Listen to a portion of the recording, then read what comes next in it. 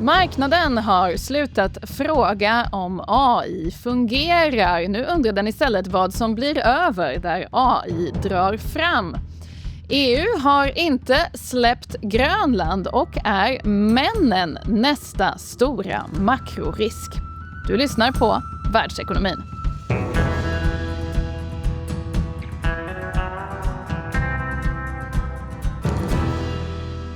Ja, Claes, jag sitter här i centrala London idag. Vi har fortfarande en premiärminister i det här landet. Pundet har gått ner rätt mycket på sistone och det är allmän kris. Men vår har vi i alla fall 11 plusgrader. Hur är det i Stockholm?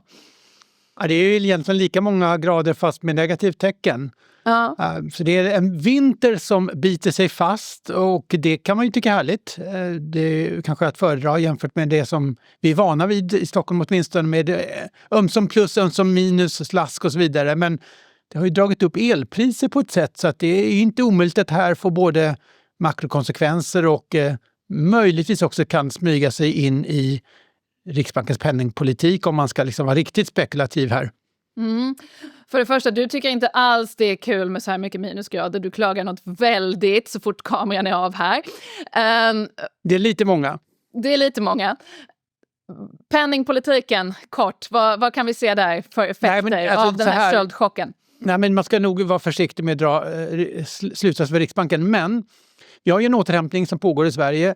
Och det ser ut att fortsätta. Men nu får ju faktiskt hushållen en ny chock här i form av elpriser. Åtminstone i början på året. Som det ser ut just nu. Både januari har ju varit det men också februari kanske ser ut att bli ännu värre. Och det är ju liksom lite grann det som hände under 2025. Nämligen att priser steg mer än förväntat. Inflationen var högre. Tog bort lite grann av köpkraft. Nu får ju hushållen ganska tydligt förbättrad köpkraft ändå under 2026. Inte minst via finanspolitiken. Och inflationen är ju lägre i övrigt än då. Men det kan faktiskt bli lite av ett hack i kurvan i den här återhämtningen just i början på året. Och det är kanske precis det man inte vill se. Och sen har det ju varit, senaste tiden har vi fått låg inflation och en av medlemmarna i Riksbanksdirektionen, Per Jansson, han oroar sig för att inflationen ska bli för låg och till och med öppna för en räntesänkning. Så att det har varit lite mer spänning kring penningpolitiken än kanske man kunde förvänta sig. Det skulle ju bli ett tråkigt år för penningpolitiken. Det kanske inte behöver bli det. Ja, det skulle bli en tråkig mandatperiod här i Storbritannien blev vi lovade av premiärminister Keir Starmer som kom in här om året för att få slut på skandaler. Skandaler har det varit mycket i Storbritannien och nu är han då själv enormt intrasslad i Epstein-skandalen på ett sätt som gör att han hänger på hans politiska liv hänger på en skör tråd just nu och det är bland annat den här marknadsreaktionen med pundet har att göra med det. Politisk osäkerhet i Storbritannien, det är inte ovanligt. Det är inte han själv som är med i dokumenten utan det är den här ambassadören för UK i Washington, eller hur? Ja, precis. Keir Starmer har aldrig träffat Jeffrey Epstein. Peter Mandelson har jag träffat en gång faktiskt. Han var en flitig minglare. Tidigare brittisk ambassadör i Washington, nära vän med Jeffrey Epstein, men liksom en jättestor figur i brittisk politik under många decennier. En av dessa personer som verkligen har rört sig mellan privata intressen och staten och fram och tillbaka.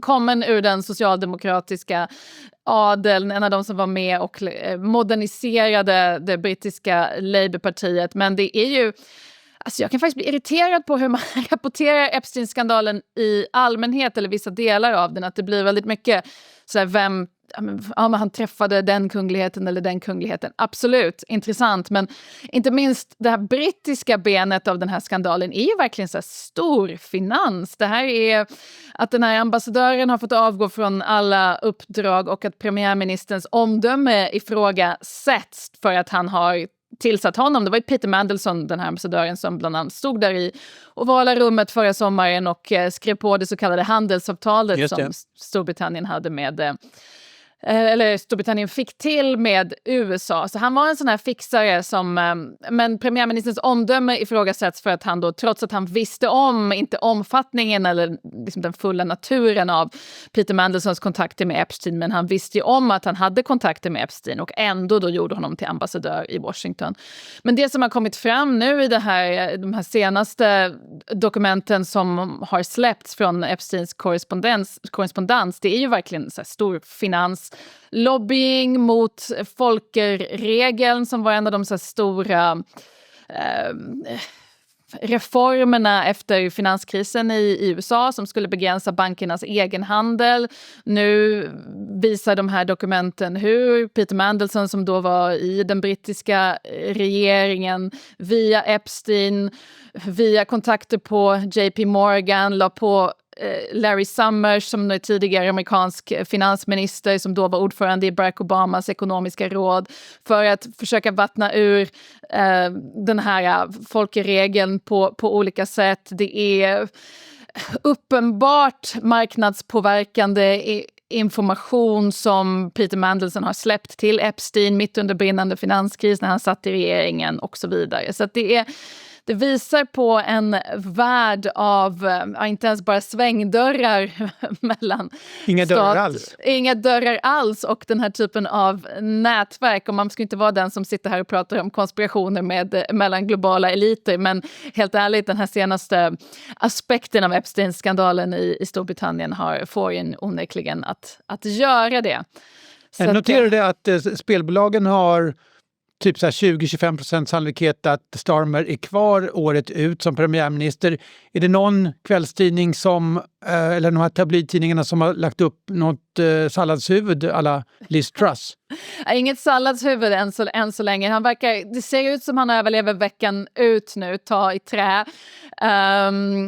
Jag skriver mer ingående i nästa nummer av Finansmagasinet som kommer på lördag, så jag hoppas att han sitter kvar till dess i alla fall.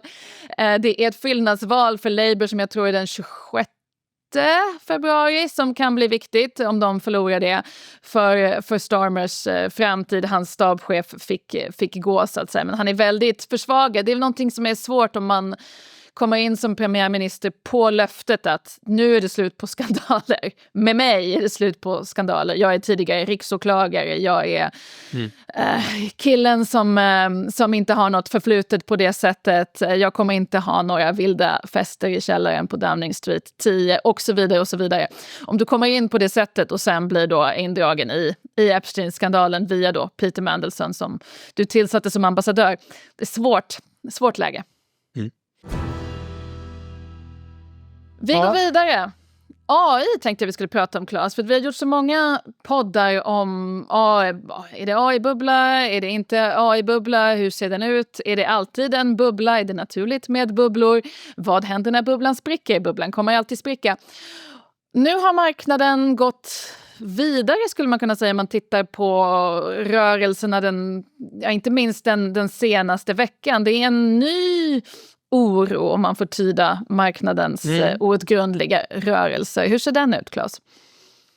Ja, men det är lite intressant för att man har ju onekligen sett drivkraften AI för börsen. Den har ju premierat, till att börja med då, motorn i det här är ju Nvidia som ju producerar de här GPU-erna, grafikkorten som behövs, i alla fall i stor utsträckning för att skapa AI.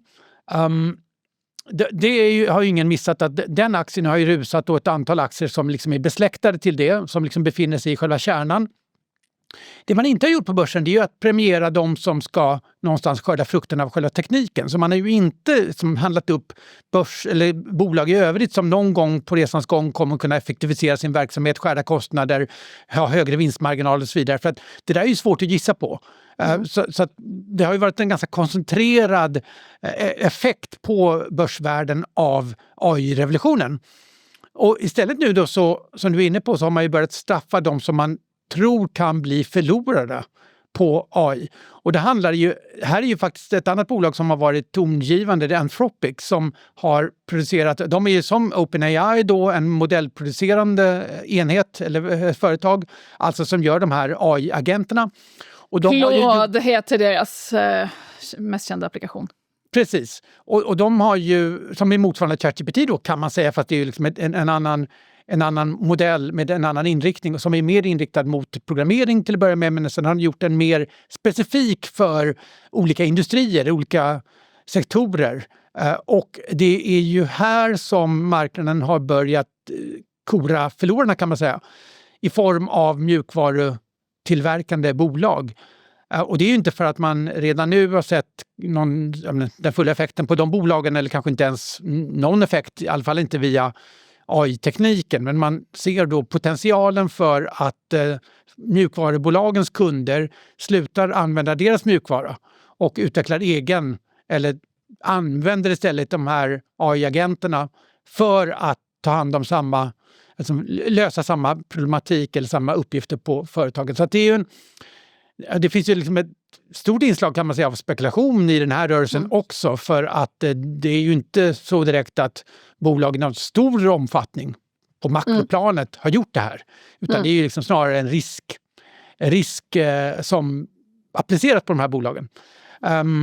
Och tidigare under den här cykeln kunde man se att delar av de här bolagen snarare gynnades av AI-revolutionen, för man såg hur de skulle kunna använda tekniken för att göra sina produkter bättre. Och sen är ju frågan då, är det som kommer bli så att säga, det slutliga betyget, eller är det snarare att de här bolagen inte kommer kunna konkurrera?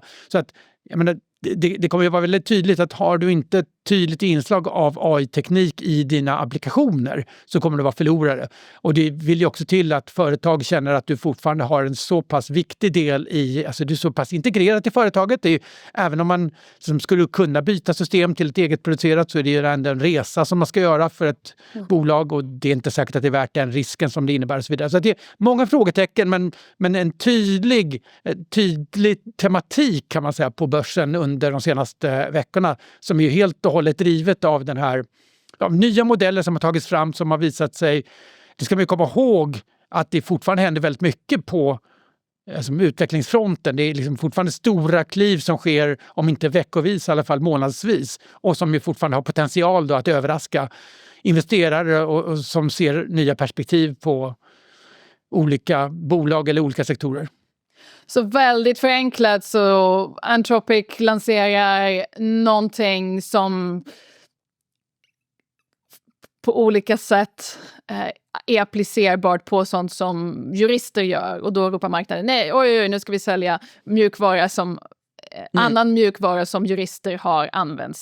Sälj juristverktyg. Sen lanserar de någonting som är riktat mot finanssektorn, och då blir det samma säljrörelse i annan mjukvara som finanssektorn har använt. Men det känns ju väldigt ryckigt. Just nu har det ju kanske varit bolag som Salesforce, jättestort kundhanteringsmjukvara, som har tappat mycket, som tidigare gick upp just på, om det var på AI, men det gick i alla fall upp tidigare. Nu går det ner ganska kraftigt just för att man oroar sig för att då kan man utveckla egna CRM-verktyg, vilket ju fortfarande en bit bort skulle jag säga, men ändå. Så Adobe är ett annat bolag som har tappat just för att man ska tänka sig att man behöver inte den typen av grafiska verktyg och så vidare i samma omfattning. Och det finns ju en logik i det. Vad jag är intresserad av, hur plötsligt är det här som är berättelsen eller logiken som marknaden agerar på. Vad händer när det går från att man oroar sig för bubbla till att man plötsligt börjar fundera på men vem kommer slås ut av det där? Det känns som en väldigt snabb svängning, och det känns också ganska urskillningslöst det här sälj allting i den här kategorin, för det går ju så snabbt också. Det är ingen som hinner analysera några detaljer. Nej, men och det är väl inte unikt för den här resan, utan så brukar det se ut. Det går inte snabbare för att det är väldigt robotiserat mycket av det här. Handeln alltså. Ja, så kan det ju vara. Inte säker på att alltså så här, det finns ju ett inslag som möjligtvis går snabbare, som ju handlar om det här med momentumhandel och den typen av algoritmhandel, att när någonting börjar falla i pris så kan det liksom få accentueras av att det är fler som handlar det utan att ens veta vad temat är då, möjligtvis, om man skulle hårdra det lite grann. Men det är också så att det finns ju fortfarande, jag menar, man kan ju utgå från att av de bolag som har nu värderas kanske mer privata än publika bolag, alltså sådana som inte är på börsen. Där är ju, jag menar, utgångspunkten är ju att alla de bolagen kommer inte överleva. Men så brukar det också se ut när det är teknikskiften. Så att frågan är ju istället liksom, bolagen som har gått upp mest på börsen, amerikanska börsen, då pratar vi om framför allt, är de i problem. Och då kan vi bara notera att även om de stora techbolagen har annonserat enorma investeringar inför 2026, så tjänar de fortfarande fruktansvärt mycket pengar.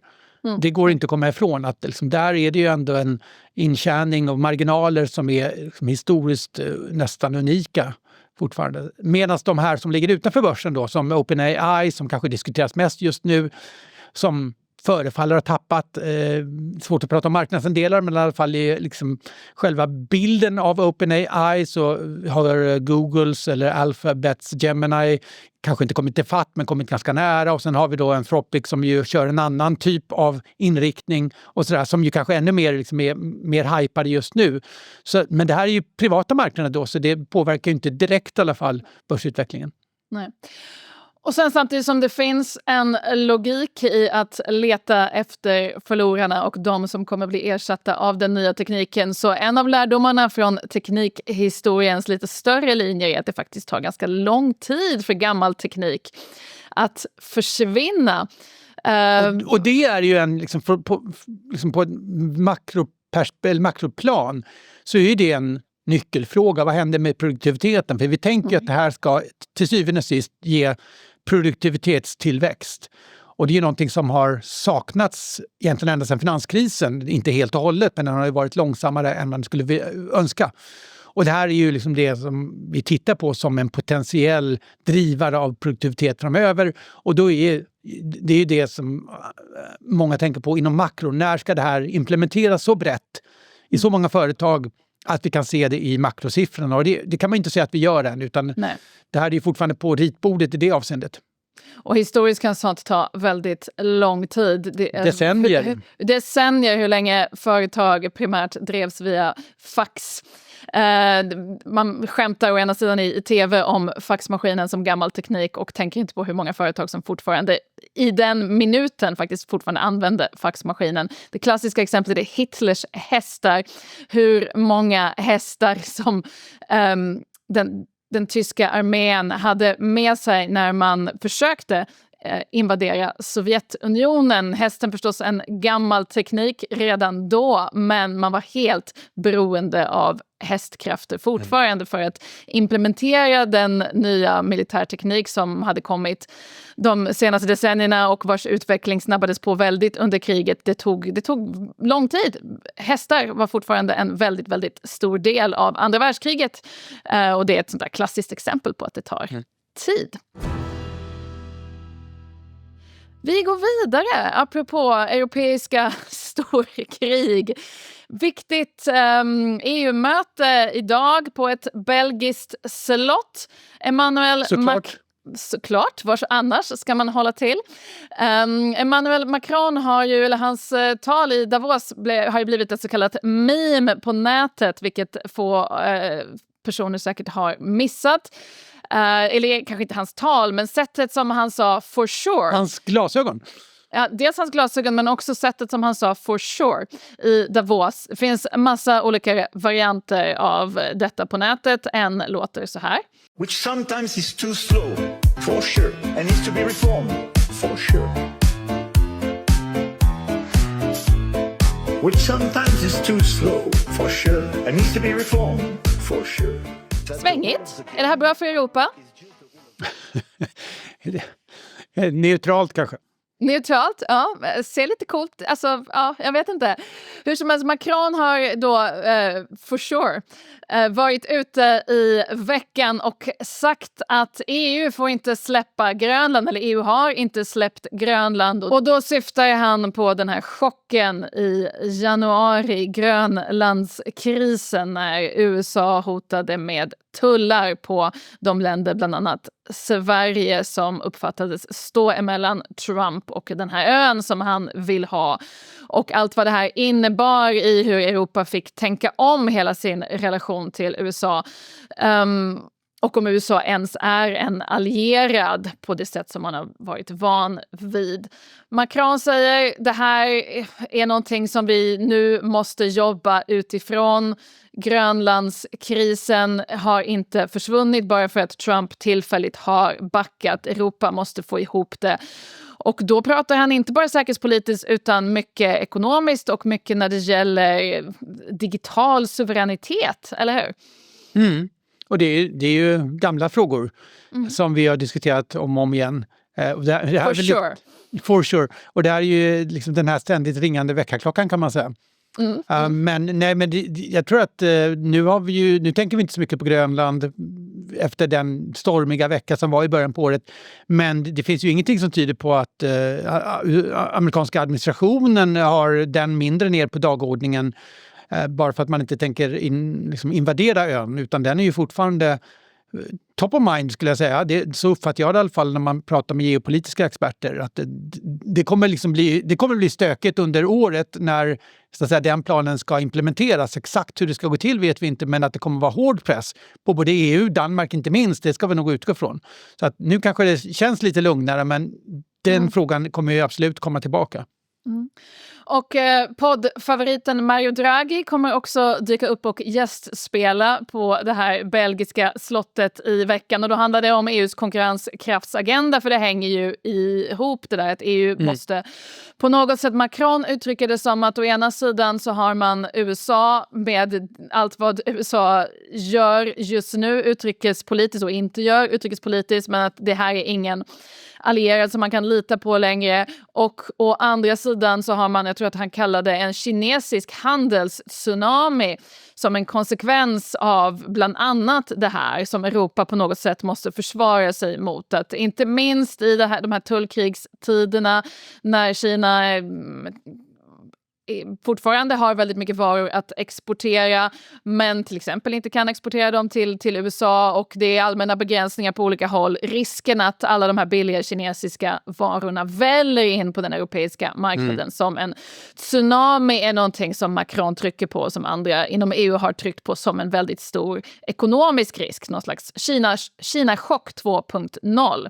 Så det kommer diskuteras. Och då kan man ju säga det, om man tittar på data som vi ju gör löpande, så är det ju inte så att det väller in varor, utan det är snarare så att importen från Kina till EU, den fortsätter enligt trend, kan man säga. Men exporten till Kina har liksom börjat avvika från trend, och det är inte minst drabbar ju Tyskland, för att där ser man ju att exporten inte alls fortsätter på samma enligt den tidigare utvecklingen. Och det avspeglar ju säkerligen försämrad relativ konkurrenskraft då, alltså tysk versus kinesisk, men också svag efterfrågan från Kina.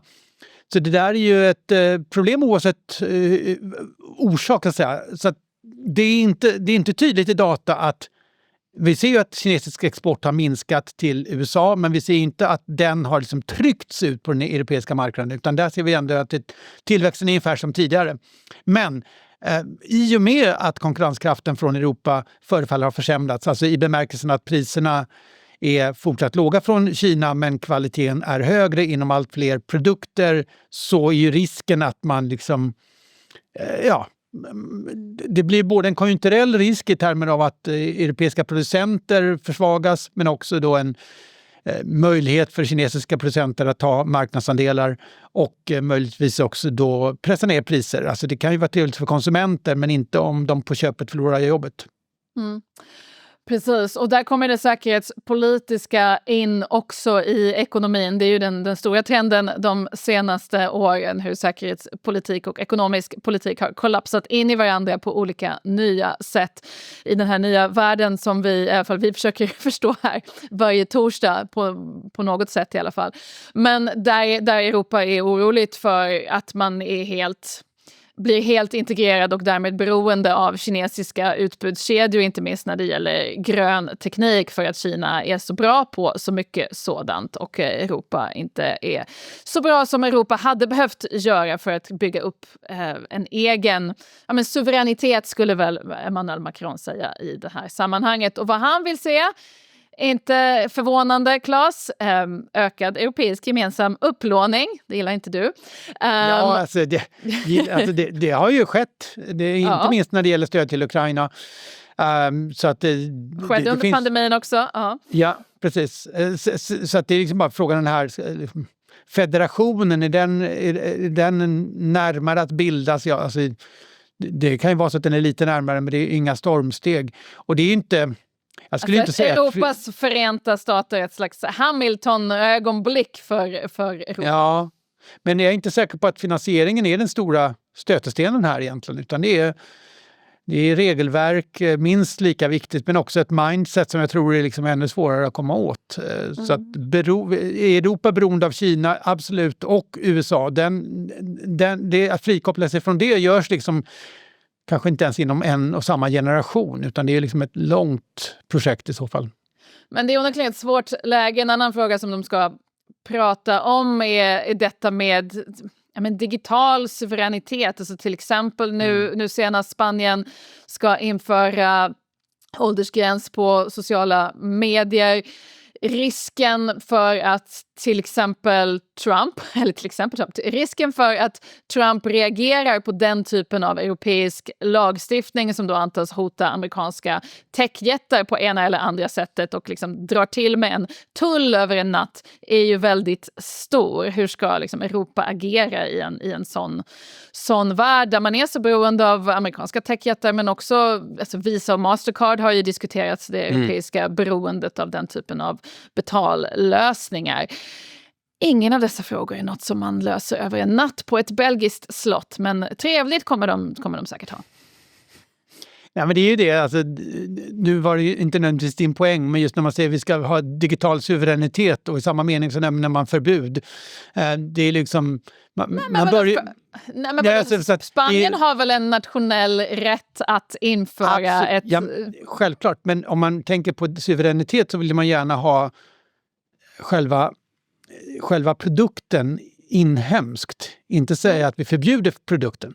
Och det är ju det som är lite grann Europas ryggmärgsreflex. Att man börjar med att begränsa möjligheten och sen funderar man på hur ska vi lösa det här då. Och jag säger inte... Jag tycker du är taskig nu. Jag tycker seriöst du är taskig nu. Alltså jag förstår din generella poäng att ja, det är ofta så man tar till regleringar så fort man kan i EU, för att det är det man kan och det är det man har makt att göra i väldigt hög grad. Inte minst för att man inte har en gemensam finanspolitik på det sättet, så att då är det regler som man ägnar sig åt. Jag tycker att i det här fallet så är det väl rimligt att Spanien demokratiskt kan fatta beslut om vad de tycker är bäst för deras tonåringar när det gäller tillgång till sociala medieplattformar. Absolut. Ja. När det gäller sociala medier är jag helt enig. Där kan man absolut ha åldersgräns. Ja. Men det är liksom den generella inställningen att man gör ganska mycket för att begränsa och ganska lite för att främja, kan man säga. Utveckling alltså. Precis. Vi får se hur det går för dem på det belgiska slottet. De får i alla fall umgås med Mario Draghi och det är du och jag avundsjuka på, eller hur? Ja, men det skulle vara trevligt. Det skulle vara trevligt.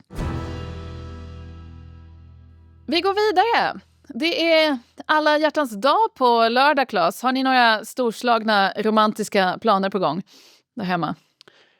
Nej, jag vet att det finns en agenda, men jag är inte säker på att den har så mycket med alla hjärtans dag att göra.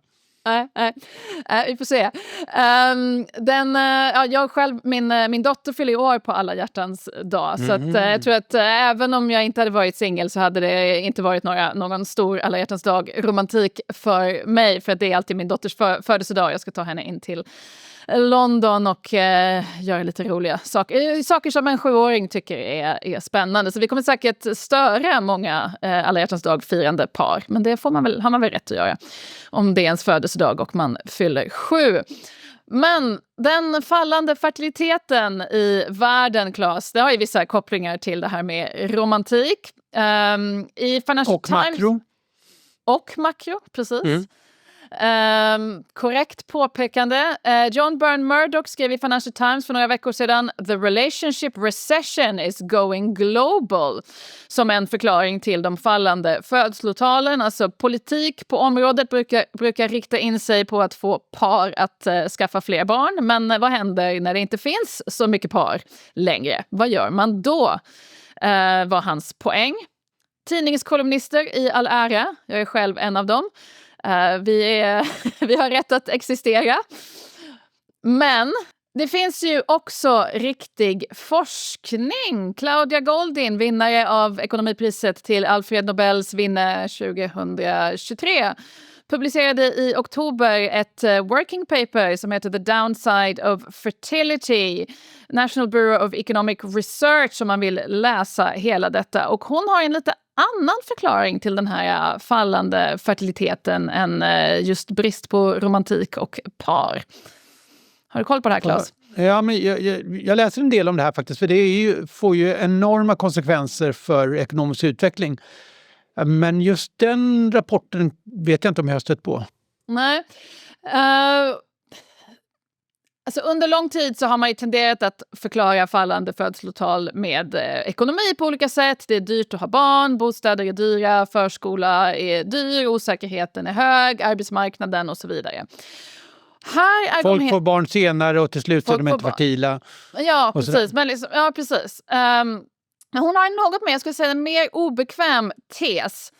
Utan en av huvudpoängerna är att fertiliteten faller, och hon pratar om att det här sker överallt i världen och det har skett egentligen från 1970-talet och fram till nu. Så att det diskuteras väldigt mycket just nu, men det här är en mycket längre trend.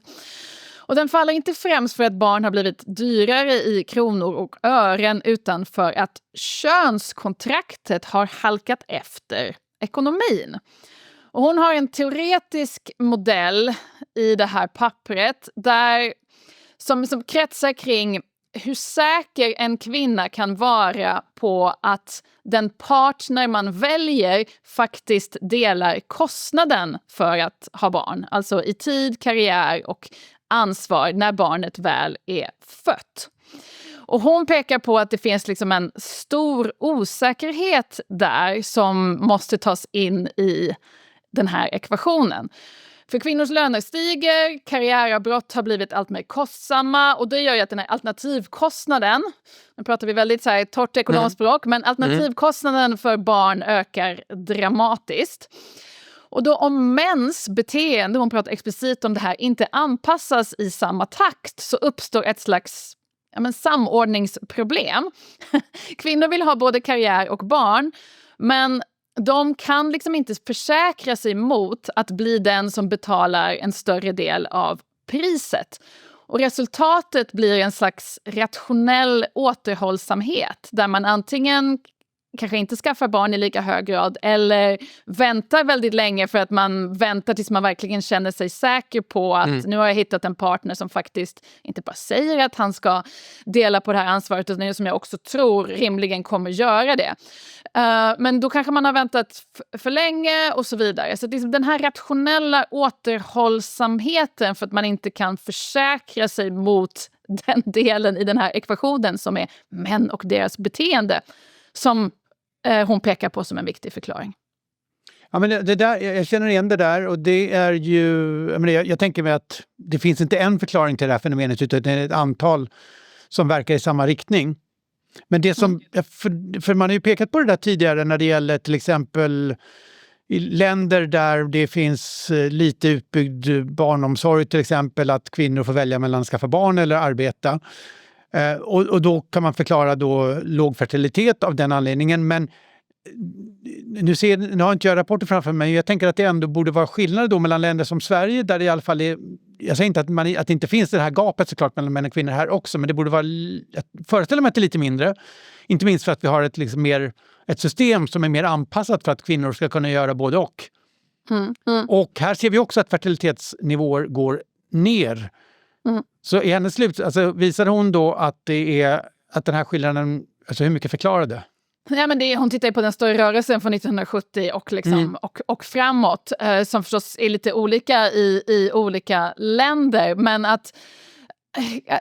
det är väl det här att ta in könskontrakter, för det har varit en väldigt fokus på förskolan. Men så att säga, det är ju ändå det är en del av kostnaden för att få barn som man kan lösa via den typen av statliga eller offentliga åtgärder. Men vad jag tycker har hänt, vilket är bra med den här diskussionen, är att den på senare år faktiskt har breddat, så man tittar på kostnaden för att skaffa barn mycket, mycket bredare. För det är ju inte, alltså visst du kan ha barn på förskola, men det är ju så mycket mer, och det vet vi alla som har barn.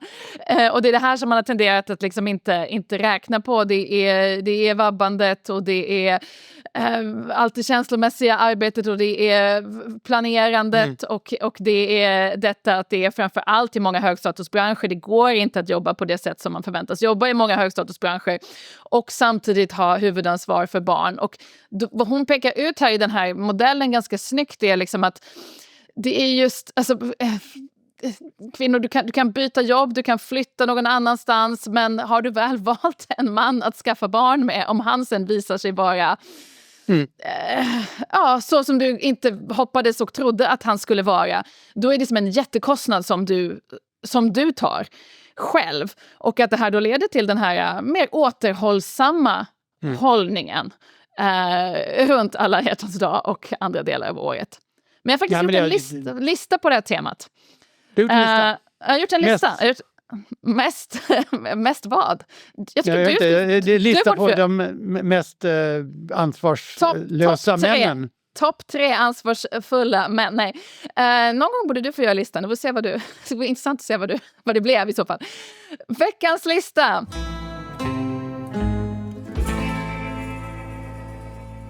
Topp 3 ekonomiska felslut bakom fertilitetskollapsen. Plats nummer 3. Vi privatiserade kostnaden för framtidens arbetskraft.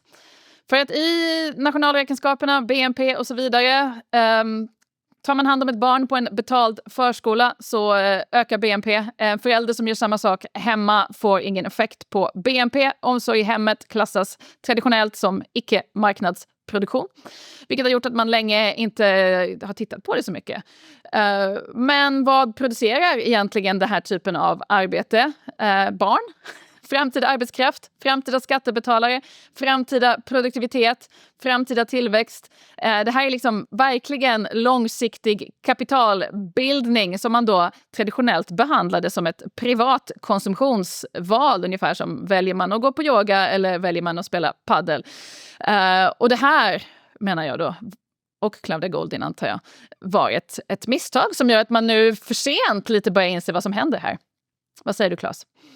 Ja, alltså det är inte bara en liksom räkenskapsgrej. Det handlar ju om att man ska ju då göra om alltså skattesystemet. För jag antar att då måste man ju också bli försörjd om man tar hand om barnen själv. Det var poängen väl?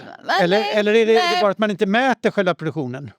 Nej, alltså jag tror För att när det inte finns liksom en transaktion så är det ju svårt att få in siffrorna i... Okej, då släpp BNP, Claes. Släpp den delen.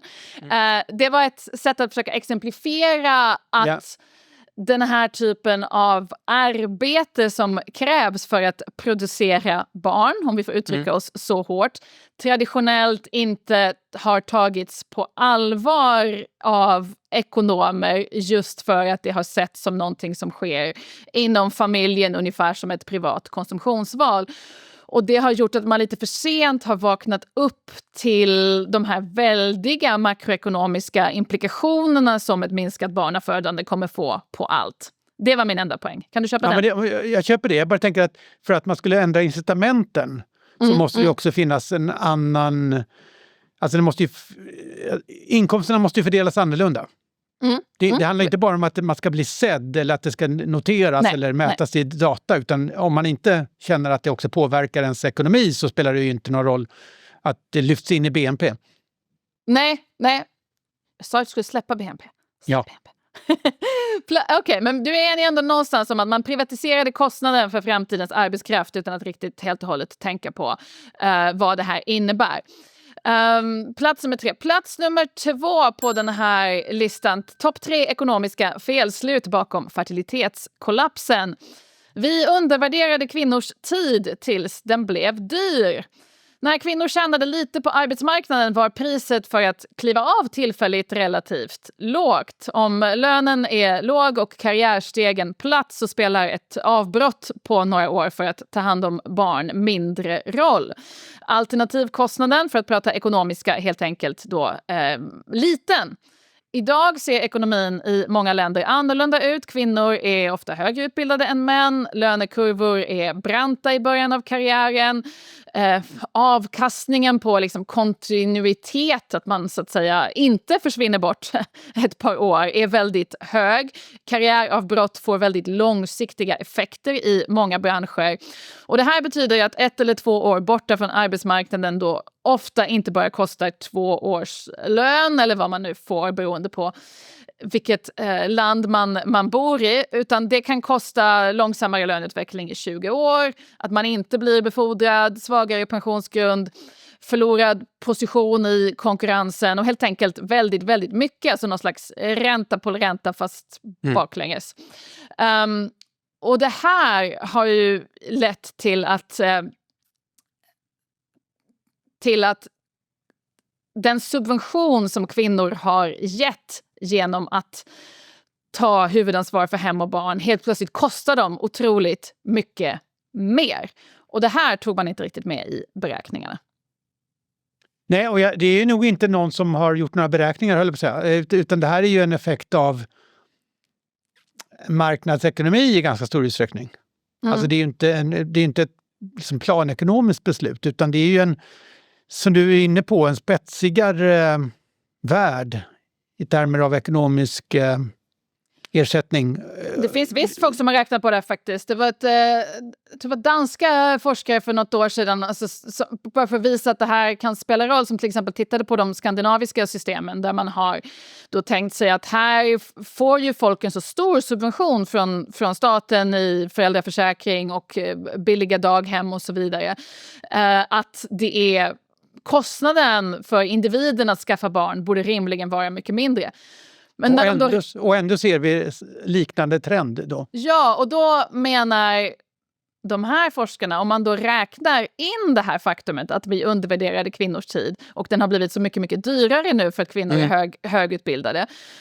Lägger man in det i beräkningarna så visar det sig faktiskt att även i de skandinaviska systemen, eftersom kvinnor här har högre löner och ganska stora karriärmöjligheter, så tar kvinnor en precis lika stor del av kostnaden för barn som i andra jämförbara europeiska länder utan lika stora statliga subventioner.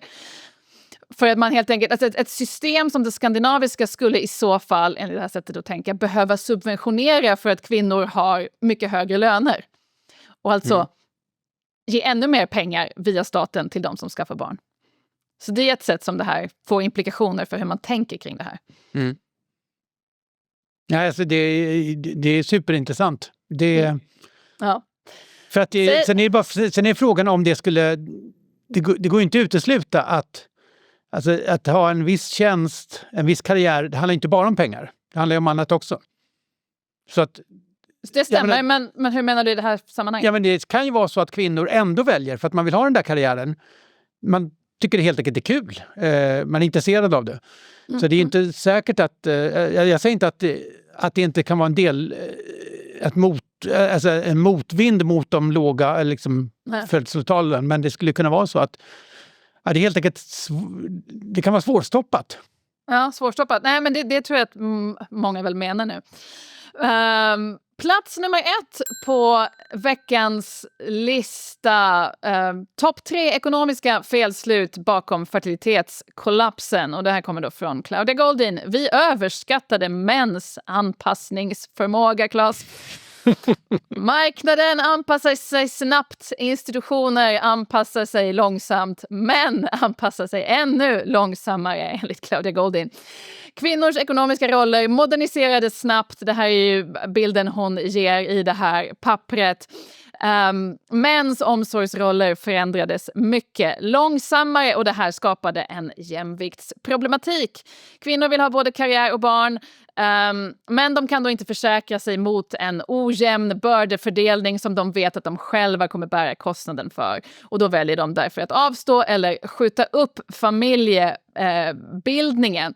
Och det här pekar hon till exempel på i länder där å ena sidan marknadsekonomin har utvecklats i linje med resten av den globala ekonomin, till exempel Japan, till exempel Sydkorea, så att kvinnors utbildningsnivåer har gått upp, kvinnors löner har gått upp, kvinnor har tagit sig in i många branscher där de tidigare inte fanns, men mäns anpassningsförmåga till den här nya världen har inte hängt med, så att du har liksom en mismatch mellan traditionella könsroller och en modern ekonomi som då leder till den här rationella återhållsamheten när det gäller att skaffa barn. Men som den stora makrorisken, vad tror du, Claes? Ja, men, och nu är jag ute på, känner jag, halis här. Kör. Men jag testar. Alltså, är det inte också så då att de här mer utbildade kvinnorna kanske inte då, även om männen skulle anpassa sig, jag säger inte att de gör det, men att de är ändå mindre attraktiva på äktenskapsmarknaden eller alltså, som partners för barnen för de här högutbildade kvinnorna. Så det kan ju vara en mismatch ändå. Du menar som en romantisk mismatch också? Ja, att det liksom, precis, även om man tänker sig då att man byter roller så är kvinnorna, ja du förstår, då blir det ändå låga fertilitetsnivåer. Ja. Enligt viss forskning, som jag minns. Ja. Nej, men det är helt enkelt den stora poängen med hela den här diskussionen och den här listan, ekonomiska felslut bakom fertilitetskollapsen, är väl det här att ekonomi är mycket, mycket bredare än vad vi ofta tänker på det som. Utan man måste ta in, alltså det här är ju fallande födelsetal slår ju mot liksom den mest grundläggande produktionsfaktorn i hela världsekonomin.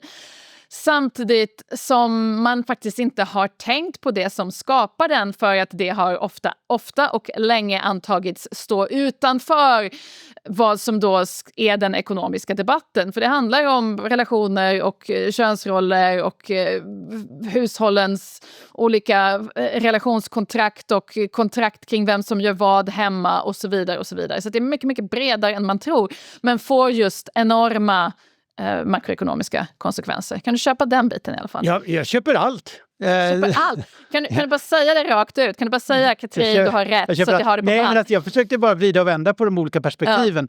Nej, men det här är ju vår tids stora fråga, kan man säga. Men vi börjar ju i AI-spåret, och man kan säga att det som krävs om man är AI-skeptiker eller så tror att det är en bubbla, alltså det som krävs och för den delen förväntas, det är att AI ska ge en väldigt produktivitetstillväxt, som vi var inne på tidigare.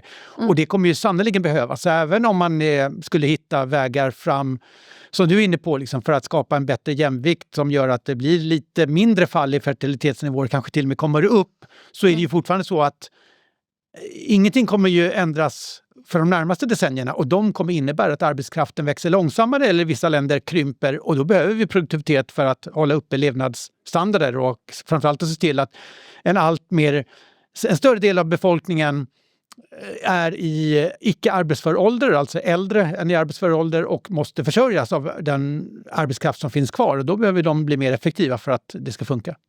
Ja, alla hjärtans dag och romantik i all ära, det är robotarna som måste rädda oss. Vi har inte så mycket annat val.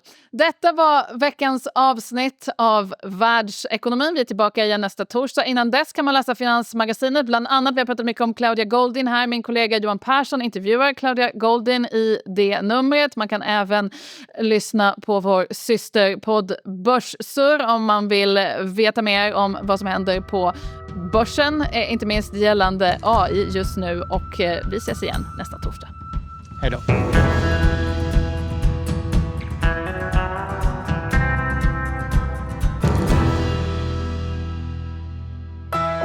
Det här var en produktion produktion från EFN.